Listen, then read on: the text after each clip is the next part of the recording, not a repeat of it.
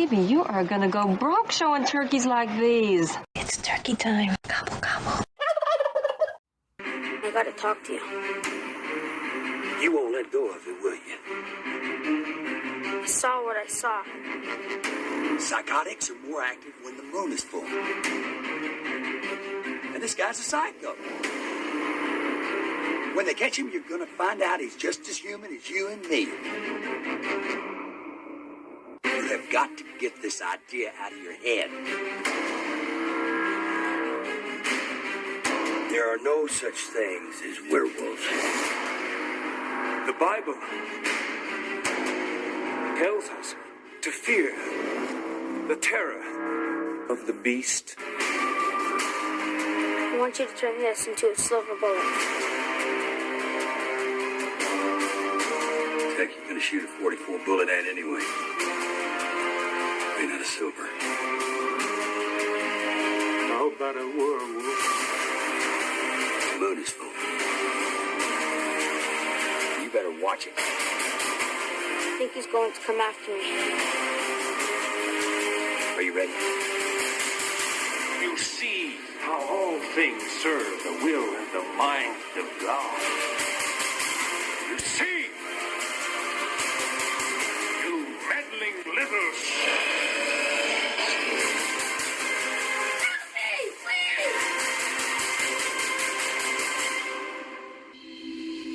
He's out there!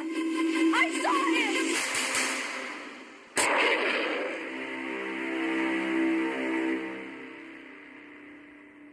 Hey listeners, Movie Miss here, welcoming you back to another episode of Let's Talk Turkeys. This is part 2 of our 2-part discussion on Stephen King's Silver Bullet.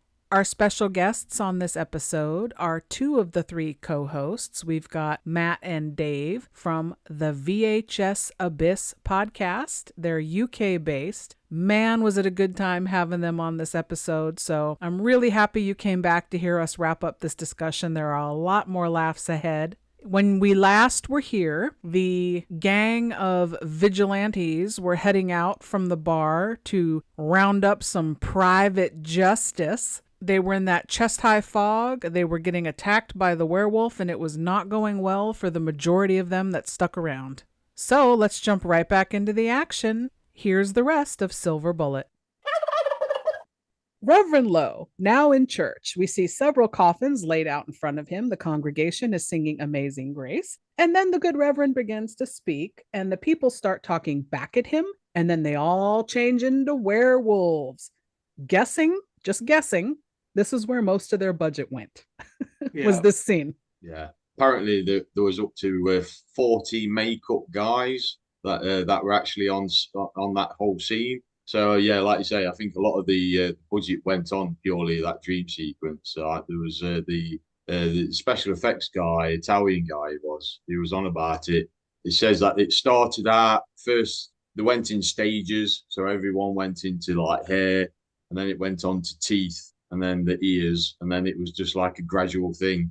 And then it says like then you just saw like all these extras. So it's to go to that much effort of getting like up to 40 different special effects makeup artists to come in for this one scene. Yeah, like enough respect for that, to be fair. Even though but ultimately it's a dream sequence that doesn't move the film on any way, and it probably just a bit lost. Yeah. Well, that was going to be my question were you a little let down? This question's to all of you, but especially first time watch for Dave. Were you a little let down by the fact that this is where a lot of their budget went? This is a big werewolf blowout scene, and it comes to nothing. It's for no reason. It's just because they can. Yeah, I literally was deflating because up to this point, we've had no real indication of who we're sort of being led down some paths on who the identity of the werewolf could be. I think they've been heavily pushing it on to poor old Uncle Red from the start, but they ruin it all by just showing the Reverend waking up from his night terror, and you think, well, okay.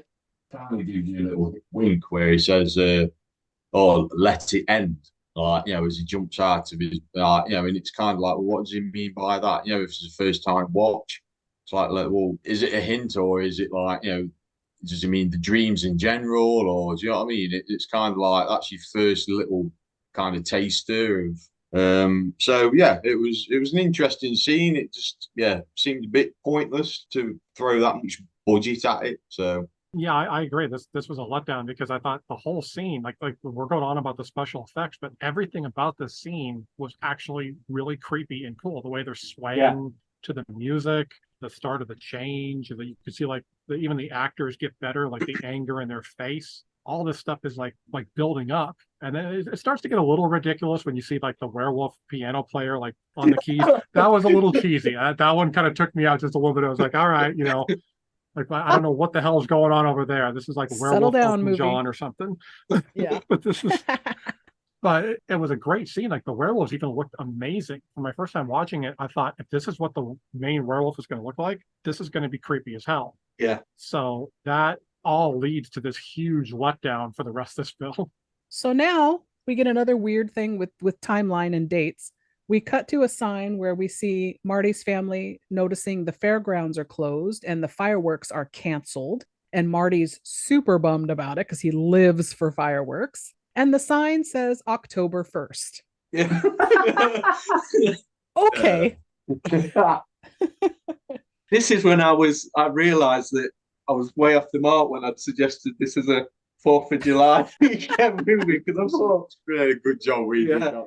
Back at Marty's, the family is now grilling outside. Jane's got a friend over. Uncle Red is in the garage with Marty, putting finishing touches on the new Silver Bullet wheelchair, which I love.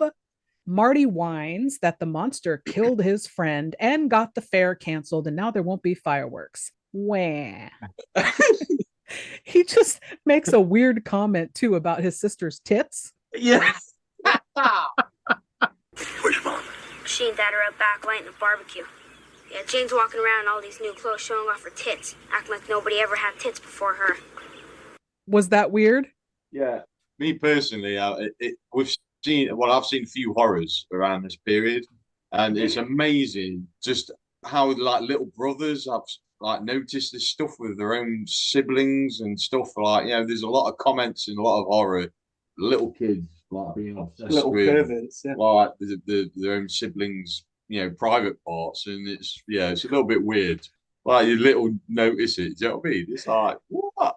I wasn't surprised by this because I've read some Stephen King and you've read some Stephen King too. And there was a short story that he wrote that in a scene, the little brother masturbates with his sister's panties. Stephen King's got some fucking issues. He's writing scenes like that, but then chucking in insults like booger and some of the other shit. You almost like expect him to do like a PSA at some point of just being like, kids, don't do crack. And he's like sniffing and everything. So Marty takes off on a quick test run of his new Silver Bullet. It's really fucking fast. And he doesn't wear a helmet. Yeah, it's gone beyond wheelchair now, right? It's a full-blown motorbike. It's like, he's got no helmet. He's got gears. I mean, he's overtaking trucks. Literally overtakes every other vehicle that's in the town. Yeah, that's it. It's like literally going to the next town and then turning around and coming back again. It's like, yeah, it works for me. It's like, shit the bed. But I love it where like Red, he comes out with that line where he says, if your mother finds out, then I'll be playing soprano in the Vienna Boys Choir. Yeah, like it's like I never understand what you mean, Uncle Red. Like, it's just like he's got no response to that whatsoever. Yeah, you can see their relationship, and I love how sweet it is because he does take a minute, Uncle Red, and get kind of serious, and he says, "Now, if you get hurt on this, I made it for you because I love you, and if you get hurt on it, it would kill me." Yeah. They're the relationship I believe, not the sister and the brother. Oh no, it's a great relationship, totally. So everyone finishes eating now at the barbecue. And this is the scene where I was saying there's a goof that happens and they leave it in. Uncle Red is saying goodbye to everybody and he's excusing himself and he's reaching over and like shaking everybody's hands and being silly. And he accidentally hits a glass and he knocks it over, but he grabs it right before it's going to spill. And he kind of goes, hey, and everyone's all, hey. It's this funny little goof and they left it in and I love it because it's just perfect Uncle Red. Yeah. So now over at Uncle Red's car, he gives Marty a small bag of fireworks and tells him to keep it a secret. He tells Marty, you're still going to have the 4th of July, but in September. So now we've time traveled. This is now Marty McFly. Because now we're back in September. So he tells Marty, be safe, stay near the house, and save this rocket for last.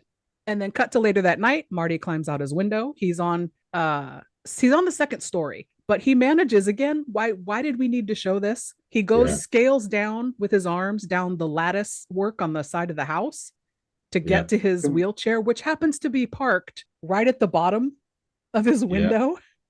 Yeah, you'd think his parents would have clocked that by now, that he conveniently leaves his mode of transport outside by that lattice work. This is where all the training regimes come into place, and this for this one scene, all that upper body strength, like all that extra training, because he obviously did his own stunts, like like that's impressive, like the way he comes down there, like with just his arms, that if he's that strong, a lot. Why isn't he fighting off the werewolf? I mean, he's clearly very strong. Well, if you go back to the beginning, when he first goes into the house from the carnival, he can't move his wheelchair for shit. Like struggling up that ramp, and he's like pulling wheelies, and you always feel bad for him. It's like, no wonder he's got motorized wheelchair. Maybe bone idle with these 5-gear chuffing wheelchairs that his uncle's making him. It's like he's never using his arms for real things. So he takes his bullet over to a nearby bridge over some water in this little park area, I guess not too far from his house, and starts setting off his fireworks. We know the werewolf is watching him because we have werewolf vision and Darth Vader breathing.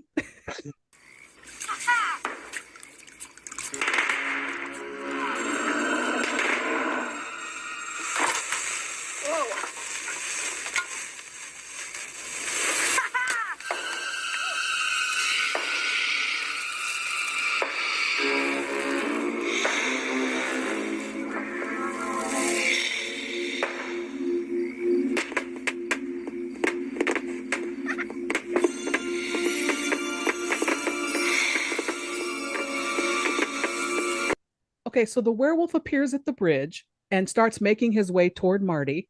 And this is where we get really weird, I thought, music that kind of reminded me of Friday the 13th. Yeah. Or Psycho, like the type of music when the werewolf is coming toward him. Did anybody else get that? I was like, that's from Friday the 13th, I think. Yeah, it does seem a bit strange how he approaches him differently to other victims, in slow manner, when normally he goes Tarzan style through windows and burst through under the bridge or whatever. Or shakes sheds and but he's quite calm and collective. I don't know, he probably thinks he's in a wheelchair, I've got plenty of time, So that whole fireworks scene, they shot it obviously in 84, but then they had to come back in 85, the spring, several months later to redo it. The continuity issues were on the initial shot. So are you kidding? Really? They had to reshoot it several months later, just that one bridge scene. And they had to frame it as well because it was changing of the season, so it was really autumnal when they went back. So they had to cut out any views of the leaves on this reshoot. But as we know from trying to follow along the timeline, who the fuck would have noticed? Exactly.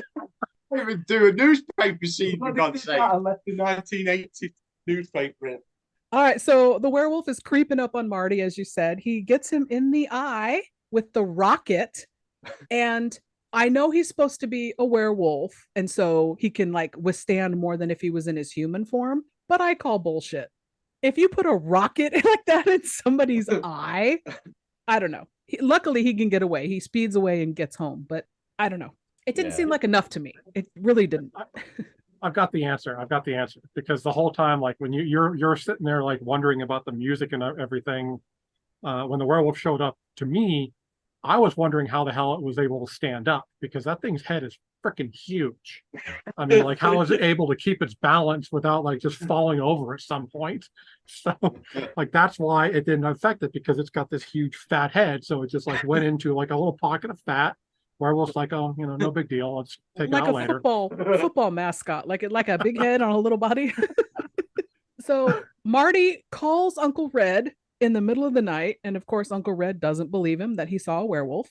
Then later, Marty tells Jane, his sister, he saw a werewolf. And then we suddenly get more adult Jane narration over this shot, saying that she believed most of what Marty told her in that moment.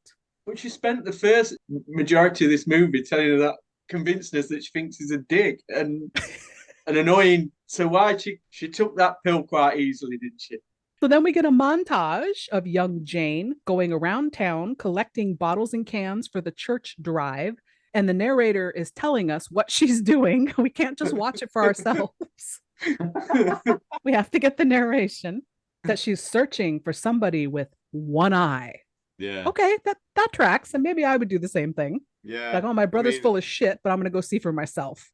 I mean, that guy who's got the hot towel around his face. I mean, she like walks. It's like, hey, you gonna? It's like, no, of course I ain't got no fucking cans and bottles. I'm having a shave. And like, piss off, little shit. Yeah, it's like, just let me chill out. I've had a tough week. Trying to come up with insults for everybody. Yeah, totally. Bugger head. So I wonder if he goes home and checks them off like, yeah, that was a good one. All proud of himself. So Jane finally makes it back to the church with all her bottles and cans after not finding anybody with one eye. She doesn't see, but we do, that the Reverend has a bandage, an eye patch or something over one eye. She takes her bottles down to the garage, finds a broken piece of the Peacemaker bat in a pile of cans, and gets startled when Reverend Lowe comes in. In this scene, I don't know if it's for our benefit or if the Reverend is just a moron and doesn't pick up on it, but Jane clearly has panic on her face when he approaches her. Yeah. Is that for our benefit, or is he an idiot because he doesn't pick up that she's panicked? Yeah, I mean, to be fair, he has got one eye, so the other one might be running a little bit, fever or something. But the best thing about it, she's dumped all this stuff in that garage, and it's blatantly obvious he's not doing shit about this recycling. There is like months, if not years, worth of things in this garage, and you just think like, why is she even bothering? And you obviously don't give two shits about this recycling project thing he's doing, and he comes wandering in, and it's like, oh yeah, I've got to go now. Okay, bye. But I do have to say, this week, me watching this for the first time, this is genuinely a reveal to me. I'd not suspected it. The church scene with the masked werewolves had the correct effect. That proper threw me off the scent of him being the werewolf. So yeah, I thought that was cleverly done, the way they were able to mask that and not foreshadow it too much and make it blatantly obvious that he was the bad guy. But yeah. This is so fun hearing the first time watch perspective, because it's been decades since I saw it for the first time and I don't remember if I was catching on or not. So yeah, that's cool that you were able to be genuinely surprised. Yeah, through that kind, if you was watching it, there is no inkling whatsoever. I mean, yeah, you could go for the dream thing, but that could mean anything. Do you know what I mean? So yeah, it was a good who's done it up to that point, I thought. I mean, Dave was saying there was like winks towards like even Uncle Red or whatever. Well, I thought with they pointed out that it's a once a month thing that he goes round to the house. I thought, well, that and the fact he's such a bit of a degenerate and probably gets that drunk, they could pass it off as well. He gets drunk, turns into a werewolf, slaughters people, but he just wakes up and thinks he's had a massive bender and he's got hangover. He's got all ripped clothes and shit. It's like, God, that was a cracking night last night. What did I do?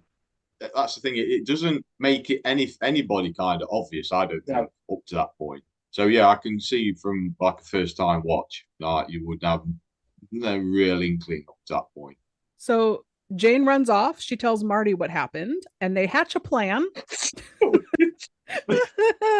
to send the Reverend ransom-style letters with magazine clipping letters saying, I know who and what you are, and why don't you just kill yourself? That's fine. The police in this town don't care about anything. It's fine.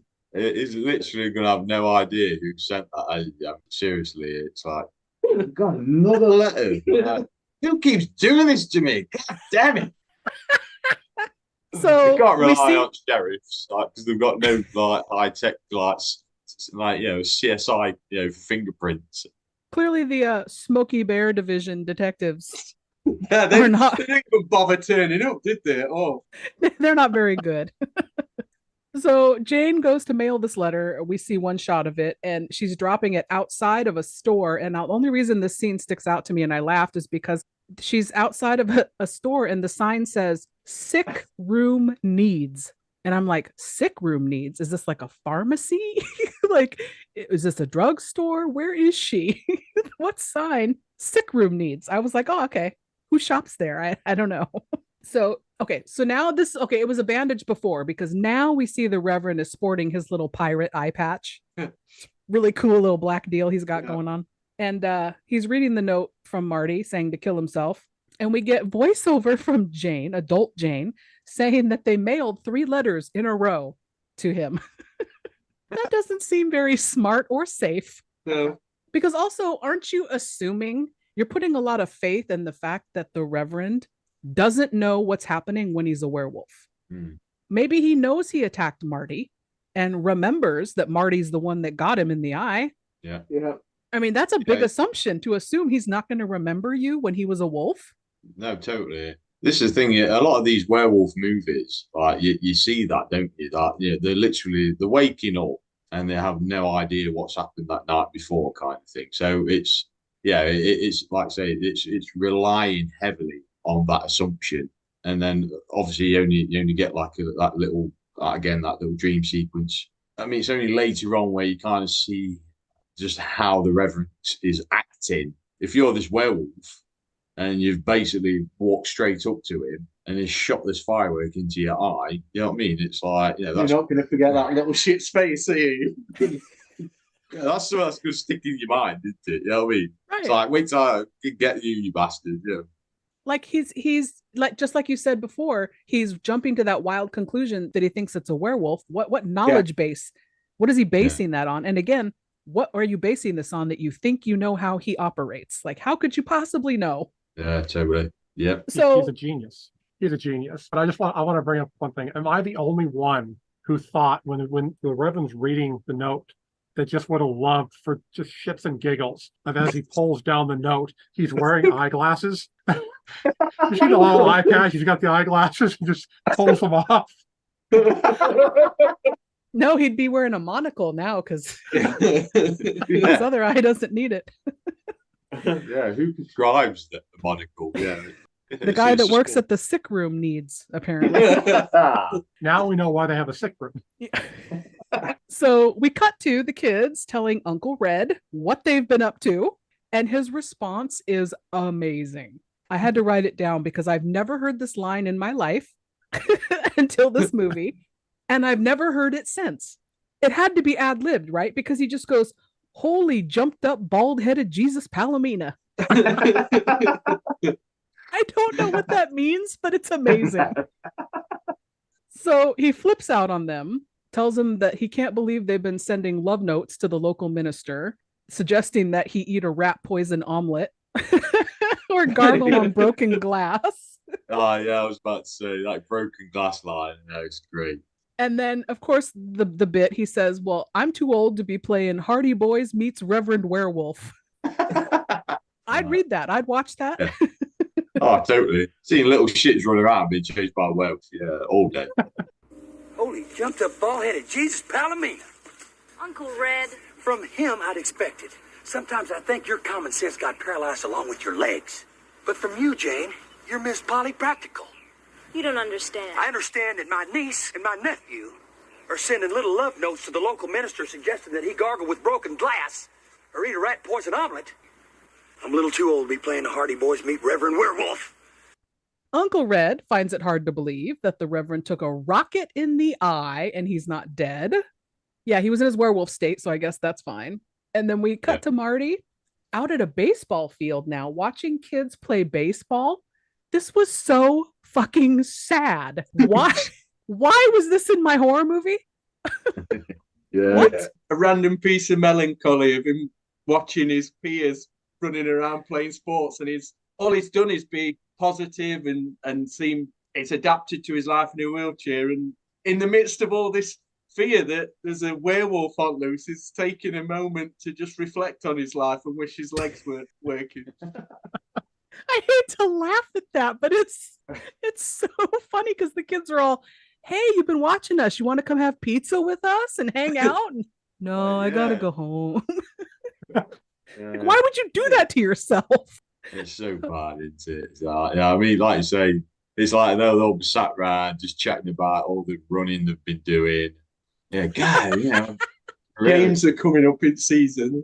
Yeah, can't wait till next season. I bet start running and get stamina going. It's like, God, geez, and it's like, he's just there nodding his head, like, yeah, I'll just go on my upper body and just start lifting them paint cans in the garage.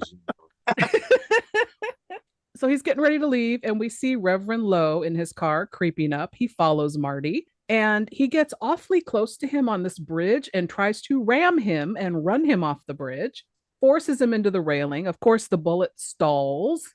Marty gets it going, just barely escapes being hit twice. Marty's getting low on gas, so he turns down a dirt road and makes it onto a covered bridge to hide just as the silver bullet dies.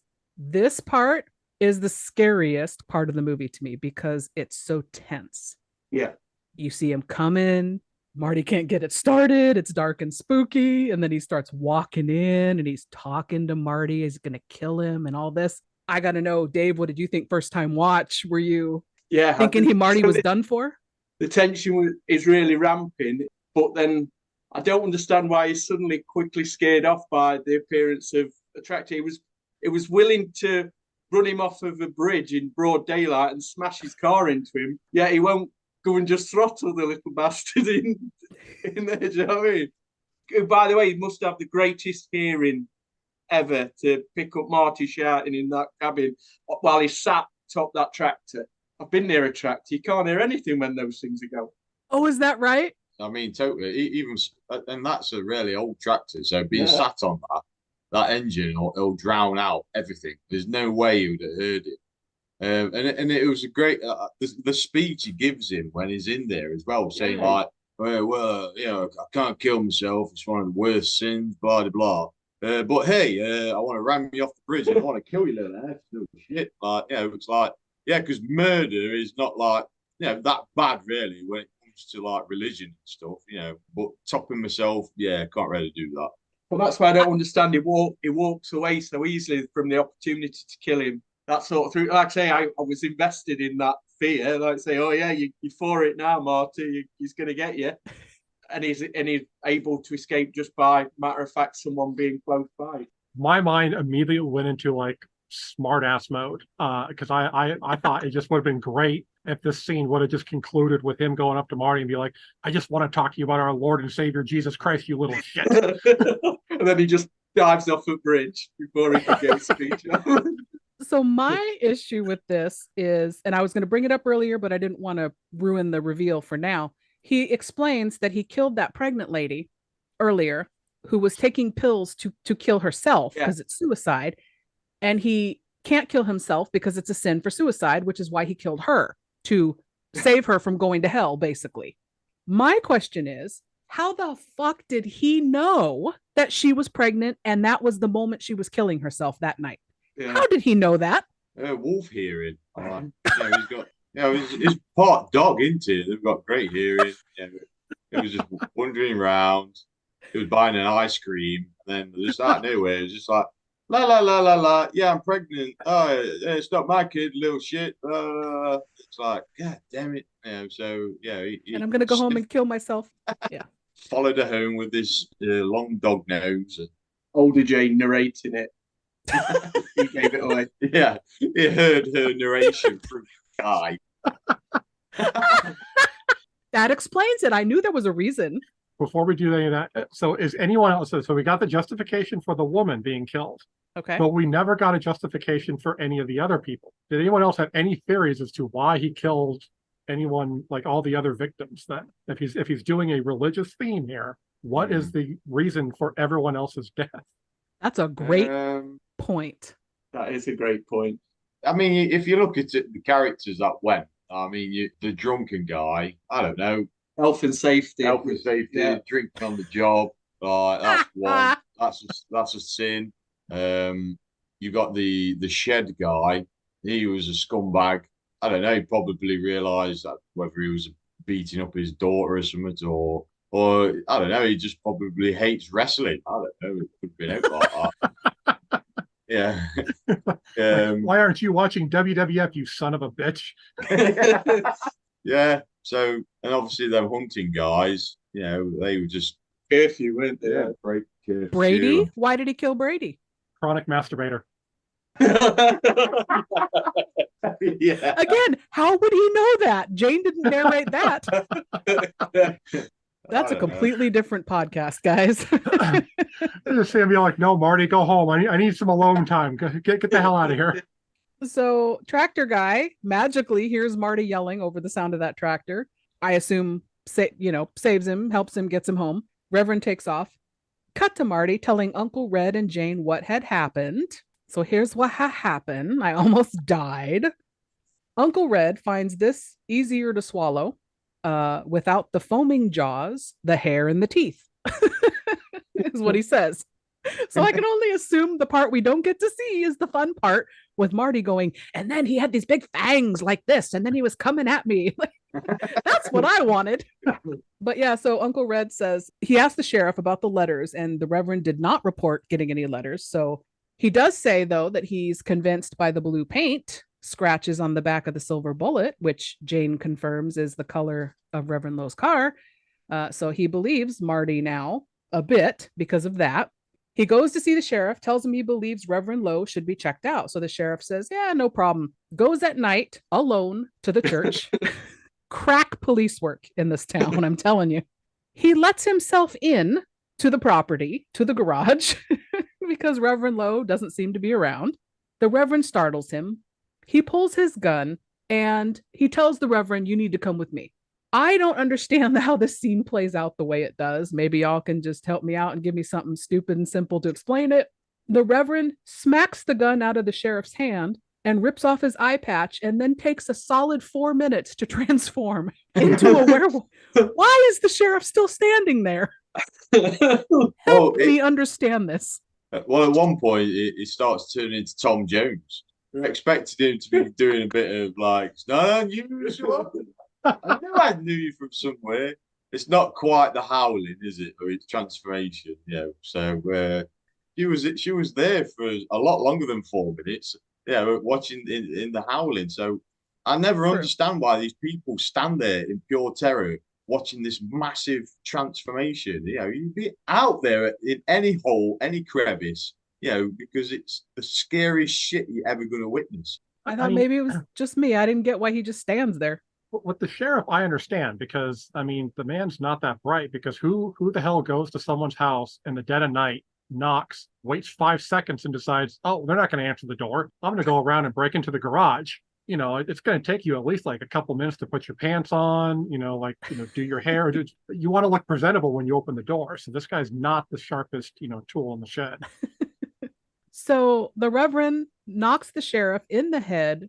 He finishes transforming, I guess, beats him to death with the bat.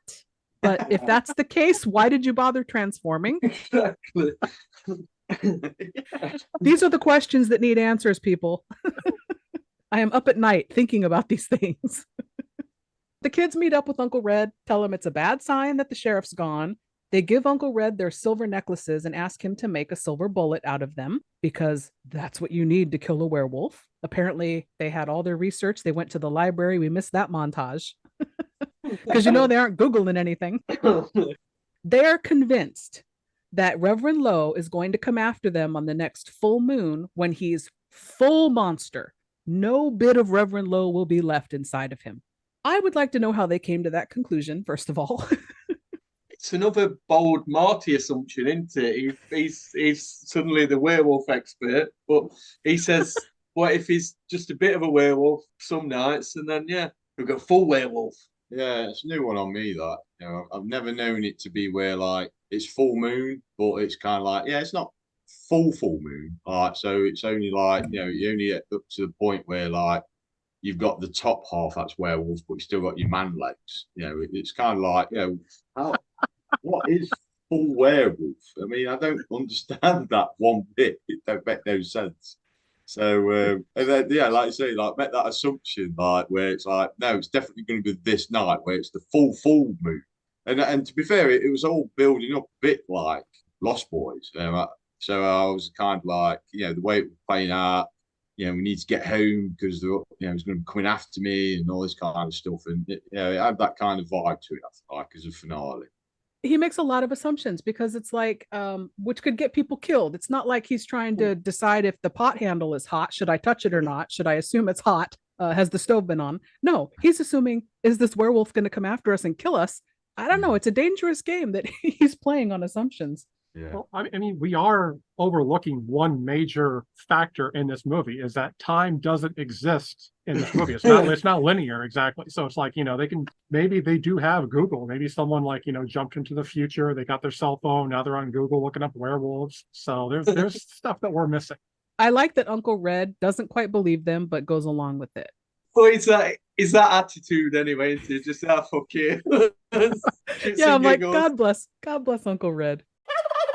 What's up, VHS heads? I'm Matt. Join me and my two broskies, Chris and Dave, on our movie comparison podcast, The VHS Abyss, putting two movies from the golden age of cinema against each other. Whether it's a teenage soldier head-to-head, like Red Dawn versus Toy Soldiers, or simply picking two from a back catalogue of icons of the VHS era, like Roddy Piper or Jamie Lee Curtis. Whatever link we can find between two films, we've got you covered. With facts, gaffes and plenty of laughs along the way. Join us on all podcast platforms to discover who will be crowned champion of the episode. We are the VHS Abyss. Whether it's a hit or a miss, we love to reminisce. This episode is brought to you by Truly Unique Jewelry. You're a one-of-a-kind, so it's unique, spelled Y-O-U-N-I-Q-U-E. With all of the jewelry options mass-produced for each season, you're left wanting more when it comes to pieces that showcase your individual style. Head over to trulyuniquejewelry.com and scroll through handmade one-of-a-kind options for every budget, with pieces starting under $1. Beautiful costume jewelry to fit every age and every budget. Custom orders are also available for no additional charge, and they flat rate ship so you can fill your jewelry box with matching pieces for every outfit in your closet for one shipping fee. From earrings to bracelets to necklaces, even rosaries and combination sets. Cost is no longer a barrier to having the looks that you want that scream uniquely you. Go to the Facebook page for Truly Unique Jewelry for updates and discount information when you follow the page. Feel good about supporting a small business while you're updating and expanding your jewelry collection, adding pieces for every occasion. Visit trulyuniquejewelry.com and remember, it's unique spelled Y-O-U-N-I-Q-U-E. And now, back to the show. So he goes to the gun shop, and this scene cracks me up because the lighting in this scene, whoever was doing the lighting for this shot, it is so fucking bright in this shop. You can tell that it takes me out of it a little bit. Also, the guy's acting, who's playing I don't know, what would you call him? A gunsmith or the guy who makes the ammunition for him? His acting's not the best, but he gives him the silver, says his nephew loves the Lone Ranger. That's why we need a silver bullet. And then over the montage of the bullet being made, we get more narration from adult Jane explaining what's happening because we can't just watch it unfold. We have to hear it. There's a lot of scenes where she's narrated stuff that she's not present. She'd have never seen that. Something primitive. Yeah, there's like nobody there. Like, so this is why it must be God that's narrated, and that's it. It's like the religious theme. It's continuing throughout. It's God. Yes, because that was a beef I was going to say at the end, and I'll say it now. I agree with you. It says later something like Marty told me what happened, but he didn't tell you every little detail. And also, Marty wasn't in that gun shop with Uncle Red.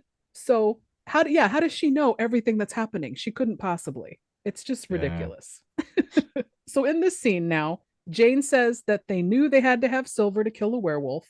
The gunsmith presents Uncle Red with the bullet, and it's so funny because this actor, you can tell he's like very proud of himself that he's made this one bullet. And he must not get a lot of business in this small town, I'm guessing, asking for customized ammunition because he's super excited about it. Well, definitely not now because like all the hunters have been massacred in that freaking wood search. So he's definitely down at least 50% with his monthly takings. You're right.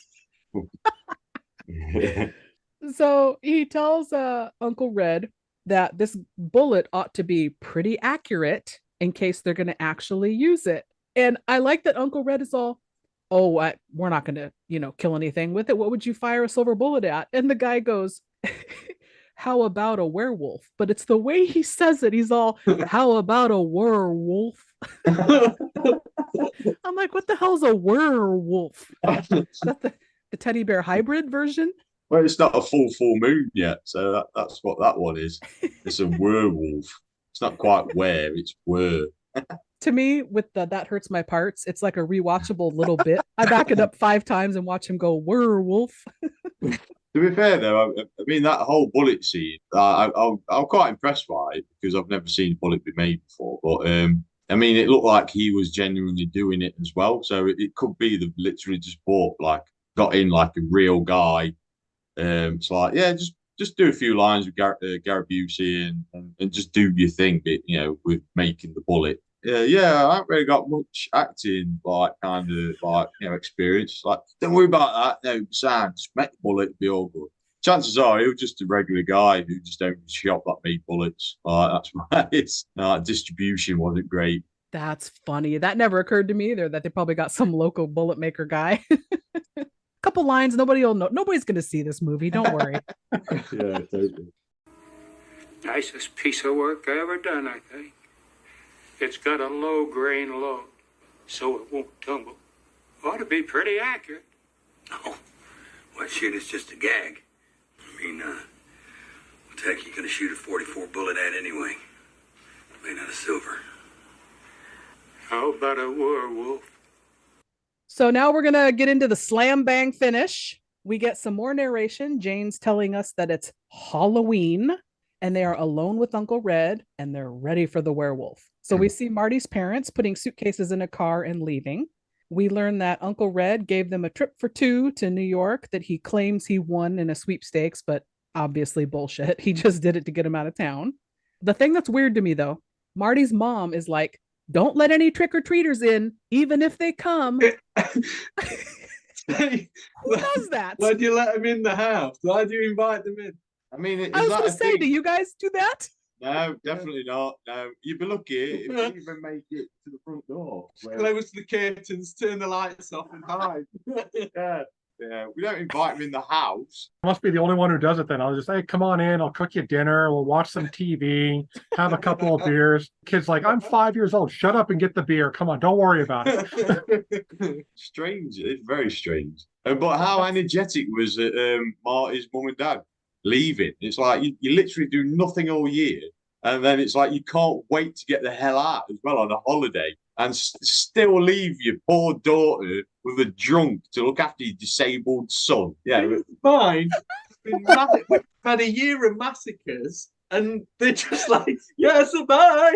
Don't let the trick-or-treaters in. What about that serial killer, Mom? What was that? What the hell? You're so right. She's like, cannot wait to get the fuck out of Dodge. She's like, bye. And if they get killed, it's your fault, Red. So they leave, and Marty asks Uncle Red, did you really win a trip to New York from Publishers Clearinghouse? And this was a weird response to me. I wonder if this was ad-libbed. Uncle Red says, no, but the moon is full and your parents are gone. And I did win a subscription to Popular Mechanic. What? Oh, it's so random. Okay. It's so random. Exactly. And that's the best take. So I wonder what else he said. Inside later, it's 3 a.m. and the TV has gone to off-air mode. Uncle Red's asleep in a chair, gun in his lap. Marty's asleep in his wheelchair and Jane is asleep on the couch. Outside, we see a full moon. Shadows are moving. We get Darth Vader, wolf vision, music and breathing. Uncle Red wakes up, drops the gun when his cigarette burns down to his hand and it jars him awake. He tells the kids to go to bed and they argue about it. And Marty says, but the wolf could still come. I don't know. I'm with Marty on this one. I wouldn't feel safe till the sun came up, honestly. Yeah, no, totally. They argue. We see the werewolf is outside because Jane sees him and screams. Of course, Uncle Red doesn't see it, so he's like, bullshit. Suddenly, the wolf's hand pulls cables out of a box outside the house, and all the power goes out. So luckily, they had a nice roaring fire going in the fireplace, so we can still see everything that's happening. And Marty says, the werewolf's here. Uncle Red says, oh, it's just a fuse. Now, I've had power outages in my house from fuses, and it doesn't take the entire house out. It takes out like a room or a section, but literally the whole house went dark. And the werewolf's probably coming. Like, Uncle Red suddenly got stupid.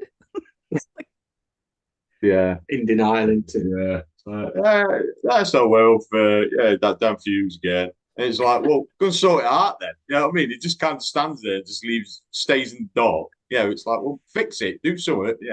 It's the response that you wouldn't expect, I suppose. The werewolf apparently doesn't miss arm day at the gym either, because they hear a noise, and after a tense little pause, he comes busting through the solid side wall of the house. What? He bust through that fucking wall like he was the Kool-Aid man. That was just like, I mean, I was impressed. Yeah. I was like, oh shit, where's the grape Kool-Aid? Yeah, I was like, what the hell? Yeah, I mean, like you say, the best thing about it, there's windows. Like, surely that was a lot easier than like solid oak walls. Yeah. So the bullet gets knocked from Uncle Red, and it goes rolling down the floor and through an air vent like into the floor. But it makes me laugh because I have these like air grate vents in my house, and they lift right off. And so Marty struggles and is sticking his fingers between the grates. You can lift the whole fucking thing off because you have to be able to clean it out. So I called bullshit on that. But Uncle Red gets tossed around like a rag doll by the werewolf. He grabs Jane as she's going for the gun. Uncle Red hits the werewolf, turns its attention back to him, tossing him into a mirror on the wall, and they're just demolishing this poor living room. All the furniture's trashed. Well, he did all his own stunts as well, didn't he? And that scene with the mirror, like a shard of it actually fell out, and it like cut his arm. So it's actually stuck in his arm, and one of the it's still during the fight scene, you can see it sticking out his forearm. No way. Yeah, so he did all his own stunts. And that response, when he burst through the wall, like that was like a genuine response, because obviously the wolf suit wasn't ready, so it was kind of like he didn't expect or know when it was going to be coming into the shot. So that was a genuine reaction where he was like, "Oh shit!" That's amazing. Yeah. So Marty's reaching his fingers through, like I said, trying to get the bullet. Uncle Red gets tossed around some more. Marty finally grabs the bullet, loads it into the gun, and he's sitting on the floor there. He gets a shot off, and he is a dead shot because he gets the werewolf right in his other eye. Yeah, I'm glad it was Marty as well, and it weren't like his uncle or something. Because that's what I was kind of thinking at the time. But yeah, it's good that it went that way. Agreed. It's satisfying, I think, is the word I would use. Mm-hmm. So the wolf falls back to the floor. Marty and Jane are sitting together, and they watch as he transforms back into Reverend Lowe. The music has some werewolf howls in it.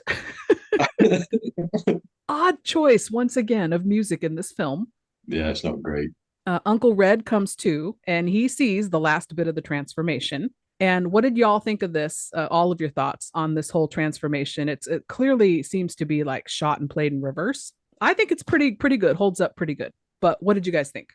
Yeah, no, it's cool. It's again, apart from it not being the most convincing wolf costume, it is. I thought it was neat, just seeing all the little bits in it, like even down to the toes shrinking and everything. Yeah, I thought it was a really good effect.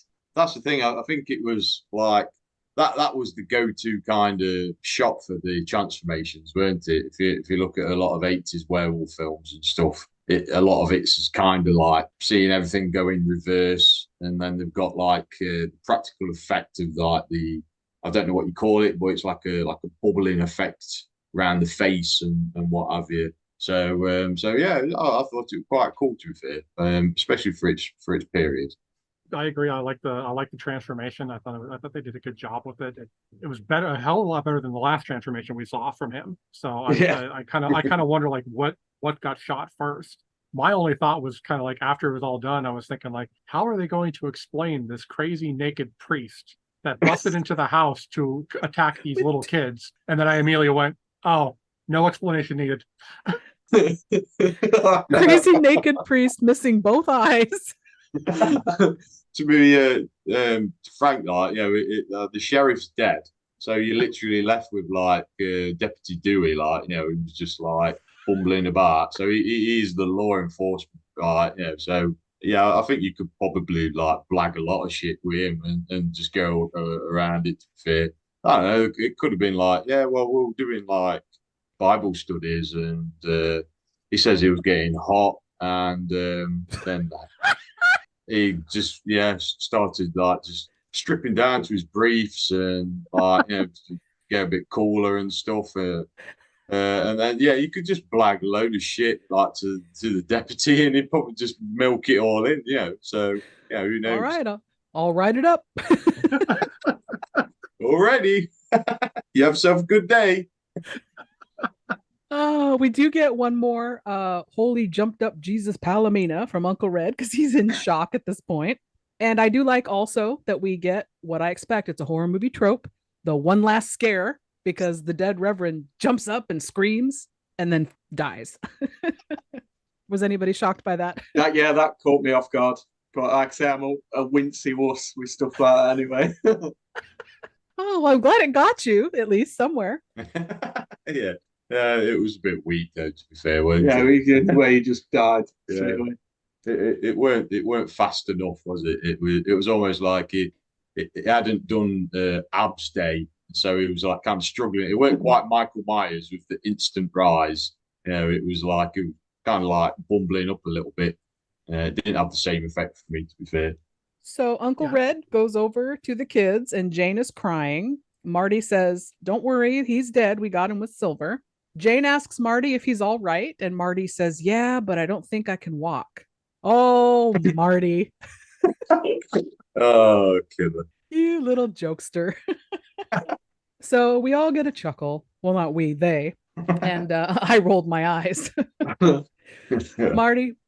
Marty says he loves Jane, and she says she loves him too, and they hug. Aw. Then we get voiceover of old Jane saying, "I wasn't always able to say that, but I can say it now. I love you, Marty. Good night." And we freeze frame. What do you mean you couldn't say it? You literally just said it. He watched you. Yeah. Oh, it's so bizarre. And they freeze frame, fade to black, soft music, non-horror music plays, the end, roll credits. And that is Silver Bullet. That's it. Wow. Yeah, wow. So now that we've torn it apart and laughed at it, again, wildly curious, Dave, your first time watch, when this wrapped up, were you left going, man, that was great, or what? Yeah, but I just more like, that was a film. And I enjoyed it. I think the pacing of it was done well enough to keep you enthralled. Like I say, I love the fact that it did keep you guessing until it chose to reveal who the werewolf was. But there's just quite too much clashing in what this film really wanted to be. It felt a lot at times just like a TV movie, like when they did tried to do the family schmaltzy stuff, like the things like him going in after dark and giving us a couple of dollars for new pantyhose and stuff like that. It was just too schmaltzy. And yeah, the horror element wasn't enough to class it as a horror. It felt like a family adventure film more than a scary creature movie for me. But I did enjoy it. I can't deny it. I was kept enthralled throughout. And apart from things that threw you off within the film itself, I didn't stop watching. I weren't distracted. I didn't pick my phone up. I didn't start scrolling on things. I just kept watching it. So yeah, I enjoyed it. Do you think, given some time away from it, you would revisit it? Was it fun enough? I would now. I think it'd be one that I could quite comfortably sit and rewatch again, just probably reminisce on some of the scenes as well, just because there's some bits that are genuinely funny. Gary Busey's brilliant in it. So yeah, it would be a rewatch. It's something I'd definitely watch again. And if it was on TV, I'd go on and watch it. I probably wouldn't pick it out of it if I was struggling for what to watch. I wouldn't just pick it up, but I'd easily watch it if it was on. Okay, Matt. Yeah, well, I've seen this a few times now. I watched it a lot when, like I say, I used to record it off TV. It's a fun movie. I think it's one of them breezy films that you can just like kind of shut your brain off and just slap it on. And watching it again now, like because like I say, it's probably similar to you. I've not seen it going on for like close to 20 years or something. And seeing that the way it was shot, and then realizing that when it was filmed, it had a lot of slasher elements, like the way. See, like it had a different vibe to most werewolf films because, like in werewolf kind of films, you see you almost instantly know who the werewolf is, and then it's almost like him, like dealing with like that inner beast and how he's controlling it, and then like the emotion after it and all this kind of stuff. Where this is like a whodunit, like it's like it's a different style. And the period that it was made in '84, it was like the peak of the slasher genre as well. So it was like it would come into probably the bottom end of peak, but it played out like the werewolf was just like a Michael Myers or Jason Voorhees or whatever. It was stalking out folks and then just hacking them to death in violent ways, and that's the vibe it had for me, and that's what I love about slasher films. It's you can just put them on and just sit back and just like what imaginative ways they're going to come up with killing these poor victims and stuff. And it was great seeing Gary Busey in that kind of role. This is probably the most Disney style family movie he'll ever be in. He's never going to be like that Family Guy who's got like white picket fence, or he's got his whole persona is just like he's got that edge. And so this is about as much as you're going to get from Busey being like a Family Guy, if you like. Will you revisit it? I know you own it. So I've got it on VHS, but obviously I'm having trouble with my recorders. So I couldn't get hold of it for free, like on any of our streaming channels. So I saw it, picked it up for £4 on DVD, brand new, and I was like, yeah, it's definitely worth £4 for collection. So yeah, it is definitely one that I will keep revisiting. It's a breezy horror. Yeah, I really enjoyed it. Like I say, the pacing of it, it's not over, it's not too long. And hour 35. Exactly, yeah. And a key slasher time as well, 90 minutes, just do the job, kill some folk, and then like have a finale. That's basically how it plays out. So yeah, it's not like any other Stephen King movie, and it doesn't feel like his film. Yeah, it kind of, I quite like that as well. To say he wrote the script as well, it was a whole different style for him. Yeah, really impressed. I really enjoyed it. I pretty much agree with everything that was said. I thought the same thing felt like a TV movie at times and stuff like that. This is the first time I've watched it in like probably 10 or 15 years. It's been a long time. Despite even owning the DVD, I still haven't pulled it out to watch it again. So it was a blast to watch it. With the whole whodunit thing, and then the little bits of comedy element, I just, like, as we were talking, I was kind of popping on Google to look around. It kind of reminds me of, I wonder if there was any inspiration from this movie for that movie that came out in 2021, Werewolves Within, because I can see a little bit of similarities now between the two of them, of like the whodunit and the kind of quirkiness here and there. Just kind of like hit me, like, I wonder if there's a little inspiration between the two of them. Now that you say that, I am thinking about it, and I can say probably, yeah.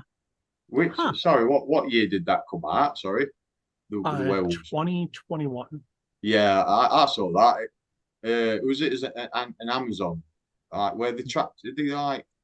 It was Amazon or Shudder, and they're like a group of people trapped out in the woods. They're like in a house or a cabin in the woods. All right. At the end of every show, I like to jump into 3 questions to wrap the show up. So let's do that.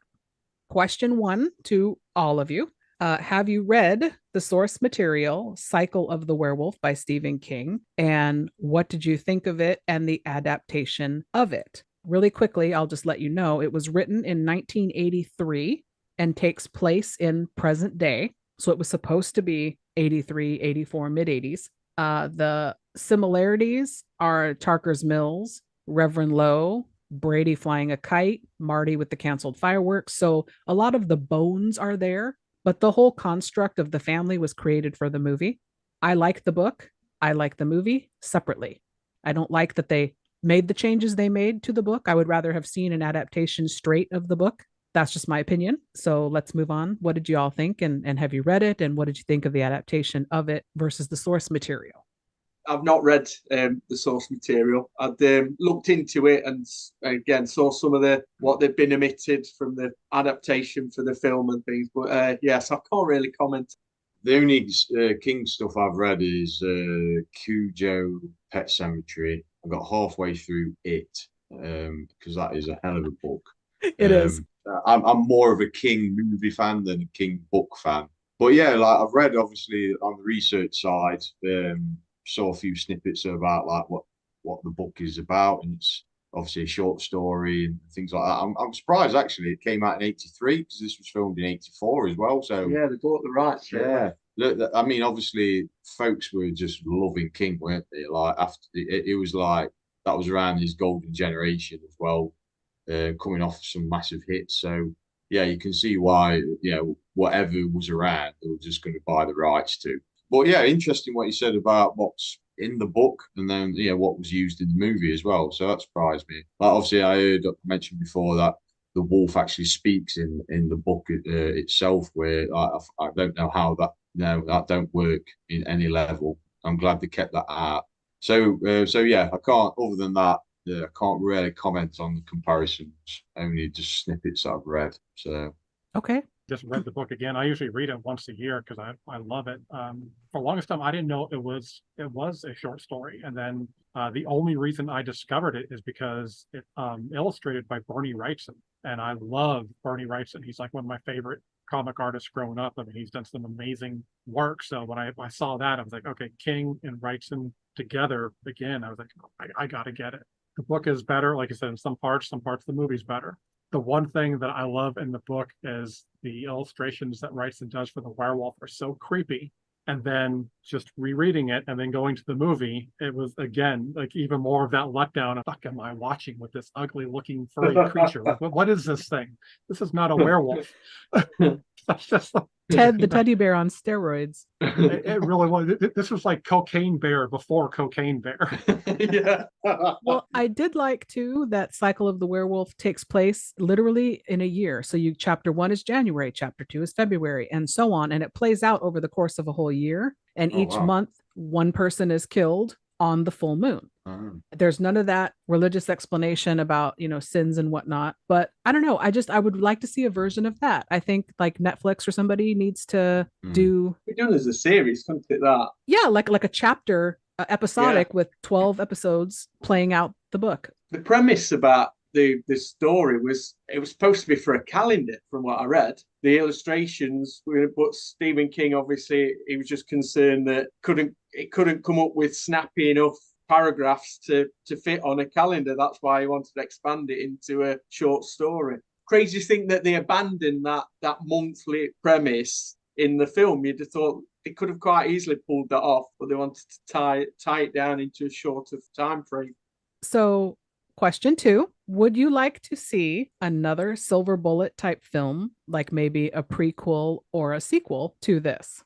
I'd love to see. Yeah, I think because like King is hot again, and they're redoing a lot of his stuff. Yeah, I'd love to see like a Muschietti like remake this whole story. I think werewolf films, they don't get a lot of credit, I don't think. I mean, there was the peak period was the 80s, obviously. I mean, since then, there's been a bit of a letdown. You had Underworld, Dog Soldiers was quality, but yeah, werewolf films, they get a bit of a bad cred because they're not quite cool enough for a vampire. Vampires can kind of do anything with them. Where werewolves, if you do a shit werewolf, then the film's ruined, isn't it? So I'd love to get somebody with a bit of cred, spending some time, and like Dave said, like great idea to to do like a mini series like Netflix or something, following like this journey of this small town and all that. And yeah, I think that would play out brilliant. Yeah, I'd love to see something because everything else is getting remade. So like, I'm surprised no one's touched it yet. So yeah, I think it'd be difficult to come up with something that they could either. I can't see anything expanding on what's already happening on this. Maybe a prequel sort of premise, finding out where the Reverend became infected and became his werewolf alter ego. That there might be something there to work with, but I don't think there was enough bones in the town for you to maybe want to revisit the story afterwards. I've got a really good prequel idea I would like to pitch to you. Tell me what you think. Jake Busey is the dad, and we follow the story of young Red and Nan and whatever antics happen in their life. Make up a crazy antic, doesn't have to be a werewolf, because there's a line that I skipped over. I think it's when the parents are leaving for New York and they're peacing out, and Uncle Red says, kids, your mom and I were a lot like you when we were growing up. Yeah. So maybe we have young Red and Nan, and Jake Busey plays the dad because he's at that age now. Yeah. And we do a piece set in the, I don't know, late 50s, I guess it would be if you were going with the 76 timeline. Yeah. And do something fun with them. Find out what fucked up Uncle Red, what sent his life in a spiral. And why Nan is such a controlling bitch. Yeah. No, I like that. Yeah, totally. Is that good? And, okay. and it'd be refreshing as well, being set in like the 50s and stuff. Like going back to like the original Wolfman days. Like being around that whole period. Because again, like there's nothing really that's been done like that. Everything's kind of present, isn't it? Where it'd be nice to see it like a werewolf movie set in like an old 50s generation. Like, yeah, that'd be really cool to be fair. Yeah, I like that. I like the idea. I mean, I have two of my own ideas, what I'd like to say. Oh Lord. I mean, like one would be because we didn't bring it up before, but the guy who played the deputy, his name's David Hart. I like him because he was on In the Heat of the Night TV series playing Officer Parker, and he was great on that. So let's give him a chance to shine. Let's do, Tarker Mills PD with like deputy, whatever his name is, and how is he going to solve these crimes with his head so firmly up his ass? It just got a promotion as well, though, hasn't it, as well? Exactly. Now he's officer dipshit. Well, the sheriff got killed. Yeah, he got a promotion by default. Yeah, so this would be amazing. Like, how is he going to solve the crimes? That's Mills PD. I would love to see that. I could almost see the opening too. If we give it that Beverly Hills Blues kind of opening. No, like a Reno 911. Oh, Reno 9. The other ideas I'd love to see is like let's see Marty growing up now. With the new improved Silver Bullet and his biker gang driving around. Maybe terrorizing. Well, he's gonna be a biker, man. He's gonna be a hardcore biker. He's already got Sons of Anarchy. Sons of Anarchy, yes, yeah. Exactly. He's like Parker Mills chapter. He's a little badass. He's killed a werewolf. He's put his sister in his place. He stared at her tits. I mean, this kid's got all kinds of trouble. He's going to be a hard ass. Yeah. You're rolling me right into question 3, Dave. With that, my last question is, where are they now?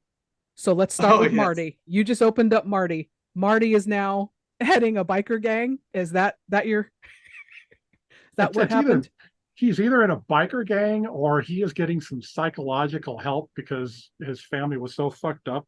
He's got parents that are making the sister take care of him, wipe his ass, and it's obviously creating some kind of weird psychological thing where he's got to stare at her tits now all the time. So there's some complications with Marty that needs to be addressed at some point. All right, guys, what do you think? What happens to Marty after this? Well, I think he's literally like the main guy out of Fury Road Mad Max. So his sister is one of the chain women that he literally carries around everywhere.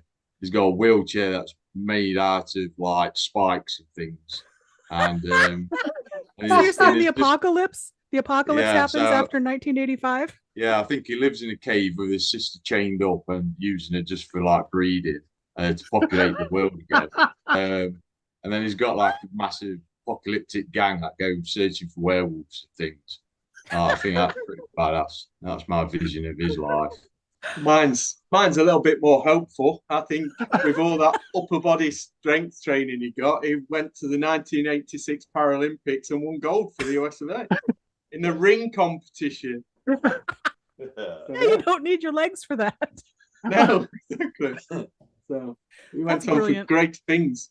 Oh, that's brilliant. Mine was Marty grows up obsessed with cryptids and starts the first AOL chat forum for unexplained monsters.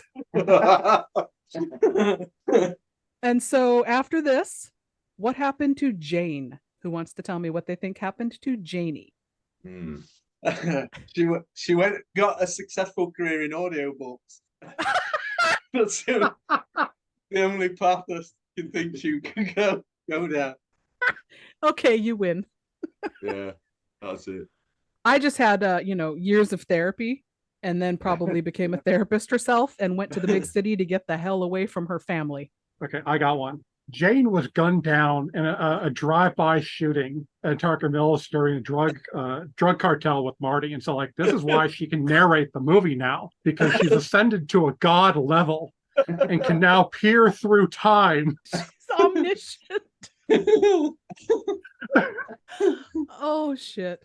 And then lastly, all I cared about is what happened to Uncle Red. Died in a pool of piss. Easy. That's the easiest one. It's just OD'd or drunk himself to death. That's what I had. He just dies of liver failure. Yeah. It's not called Uncle Red anymore. It's just called Uncle Yellow.